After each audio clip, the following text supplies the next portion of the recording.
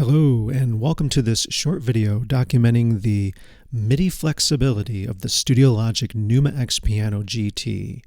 And I would presume this will also relate to the forthcoming Studiologic MK2 GT MIDI controller, which will have the same TP400 action as this Numa and probably have the same MIDI flexibility as well.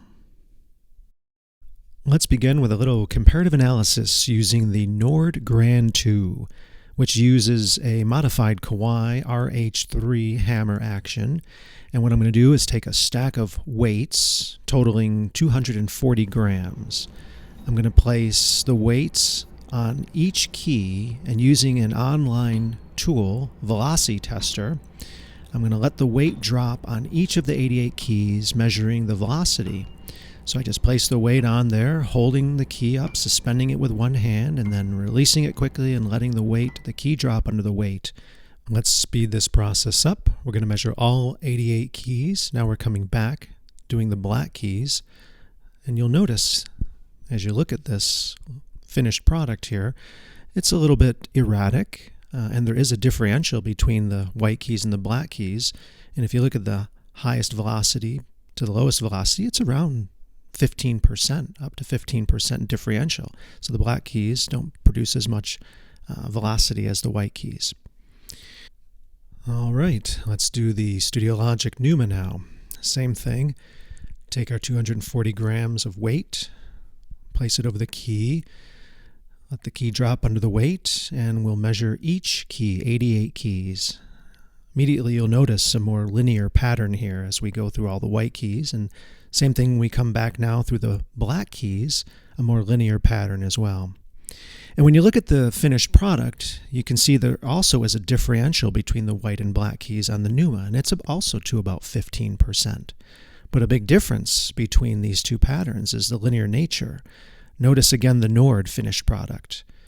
It's almost hard to tell where the white and black keys start because the pattern just is a little bit more erratic. It's not really bad, but it's not as neat as, again, now looking at the Numa, it's not as neat as that.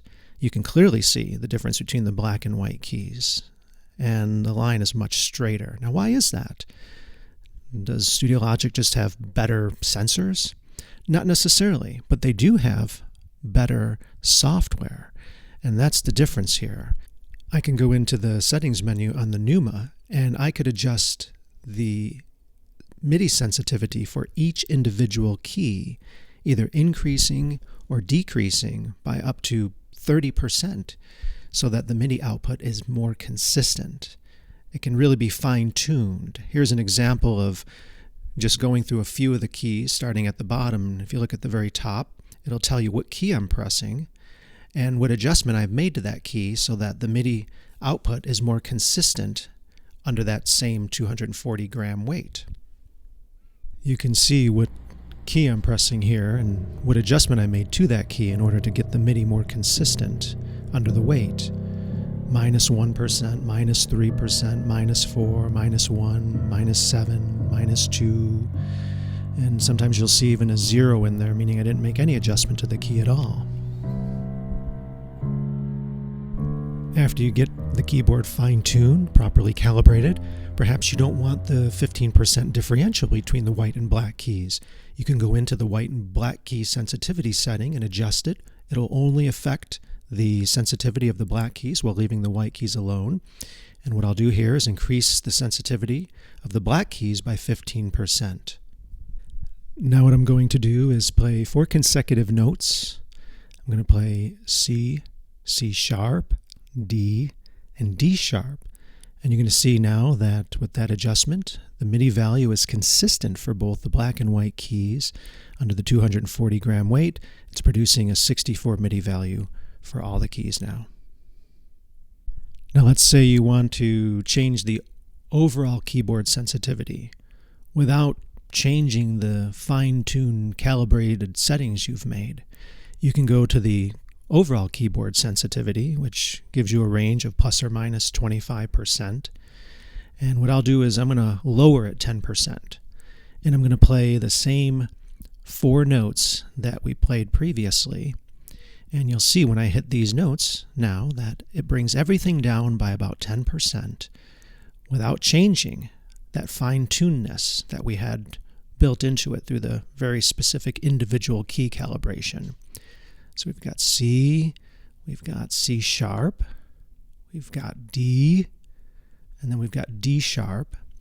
And you'll see it's about 10% less than what it was previously, but it's consistent across the board. And if we were to go through all 88 keys, you would see that nice linear pattern.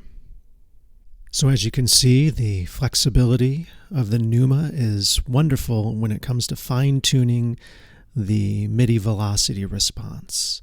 And this is very helpful if you're going to be playing virtual instruments, or, for example, I was using my Numa to control the onboard sounds of the Nord. And all I had to do to match up the touch sensitivity between my Numa and the Nord Grand 2 was to just reduce the touch sensitivity of the Numa by 20%. And then it didn't matter if I was playing the Numa or the Nord to control the Nord sounds, the touch sensitivity was exactly the same between both boards. So you have tremendous flexibility, and you ultimately end up with a very fine-tuned, or as we can say, maybe a well-regulated MIDI keyboard with the wonderful software that Studiologic provides. And I presume this is going to be the same for the new Studiologic MK2 GT that's coming out. It's going to have the same TP400 action, which is a wonderful piano action, and it's going to have that same MIDI flexibility. So I think it's going to make the ultimate MIDI controller. I'm really excited about it.